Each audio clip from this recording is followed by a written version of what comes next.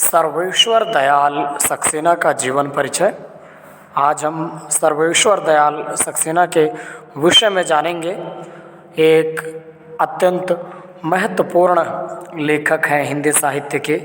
इनकी कई रचनाएं हैं, जैसे खूंटियों पर, टके लोग और अनेक इसी प्रकार की रचनाएं हैं। आज उन्हीं के विषय में पूरी चर्चा होगी हमारी। सर्वेश्वर दयाल सक्सेना का जन्म सन 1927 में ज़िला बस्ती, उत्तर प्रदेश में हुआ। उनकी उच्च शिक्षा इलाहाबाद विश्वविद्यालय से हुई। वे अध्यापक, आकाशवाणी में सहायक प्रोड्यूसर, दिनमान में उप संपादक और पराग के संपादक रह चुके हैं। सन 1983 में उनका आकस्मिक निधन हो गया। सर्वेश्वर बहुमुखी प्रतिभा के साहित्यकार थे, अर्थात सर्वेश्वर जी बहुमुखी प्रतिभा के साहित्यकार थे, यानी कई प्रकार की रचनाएं करने में सक्षम थे वो, जो साहित्य से जुड़ी हुई हो, चाहे वो गद्य हो, पद्य रचना हो या फिर अन्य कोई विधा। वे कवि, कहानीकार, उपन्यासकार, निबंधकार और नाटककार थे। सर्वेश्वर की प्रमुख कृतियां हैं, अर्थात कविताएं हैं, काठ की घंटियां, कुआनो नदी, जंगल का दर्द, खूंटियों पर टके लोग कविता संग्रह है यह, पागल कुत्तों का मसीहा, सोया हुआ जल उपन्यास है, ये दोनों हैं। लड़ाई कहानी संग्रह है, बकरी नाटक, भौं भौं खौं खौं, ये बतूता का जूता, ये दो रचनाएं। लाख की नाक, बाल साहित्य, ये रचनाएं जो हैं, तीन रचनाएं मैंने आपको बाद में बताई कि भौं भौं खौं खौं, बतूता का जूता, लाख की नाक, बाल साहित्य है, यानी ये बालकों के लिए हैं, जो बच्चों के लिए विशेषतः यह रचनाएं हैं।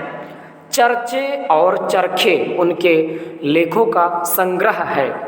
खूंटियों पर टके लोग पर उन्हें साहित्य अकादमी का पुरस्कार मिला था। सर्वेश्वर की पहचान मध्यवर्गीय आकांक्षाओं के लेखक के रूप में की जाती है, अर्थात मध्य वर्ग के विषय में वो अधिक जानते हैं और उन्हीं पर वो अधिक दृष्टिपात करते हैं, अर्थात उनकी समस्याओं को उजागर करते हैं।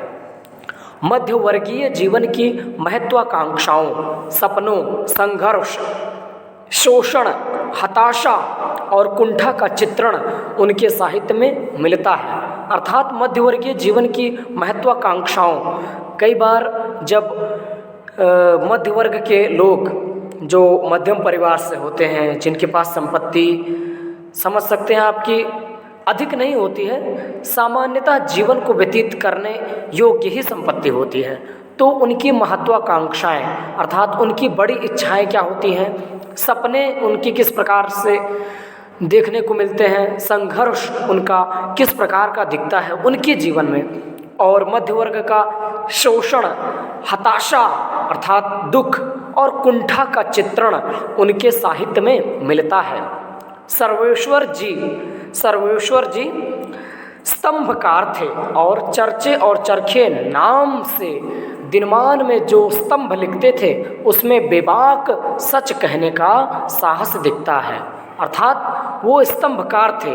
नहीं, चर्चे और चरखे नाम से दिनमान में जो स्तंभ लिखते थे वो उन्होंने जो स्तंभ लिखा था, जो अपनी मुख्य विशेषताएं उन्होंने बताई थी या समाज को लेकर जो विचार उनके थे, एक स्तंभकार के रूप में, यानी जो मूल ढांचा होता है समाज का, उसको उन्होंने चर्चे और चरखे नाम से दिनमान में अपनी पत्रिका में उन्होंने ये लिखा था, उन्होंने ये दर्शाने का प्रयास किया था।